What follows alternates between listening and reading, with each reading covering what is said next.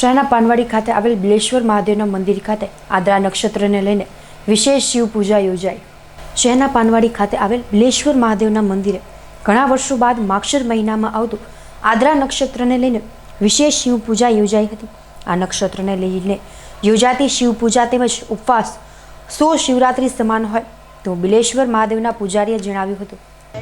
આજનો આદ્રા નક્ષત્ર ઘણા વર્ષો પછી આ માગશર મહિનાની અંદર આદ્રા નક્ષત્ર પ્રાપ્ત થતું નથી કે આવતું નથી, પણ શાસ્ત્રોના નિયમ પ્રમાણે આ આદ્રા નક્ષત્ર આ 2077ની સાલની અંદર સોમવારથી નવું વર્ષ શરૂ થયું છે। સોમવતી અમાસ આવેલી, એ જ રીતે આજે પૂર્ણિમાના પૂર્ણ દિવસે આદ્રા નક્ષત્રનો શ્રી મહિમા અને શિવ પૂજાનો એક અનેરો મહિમા છે।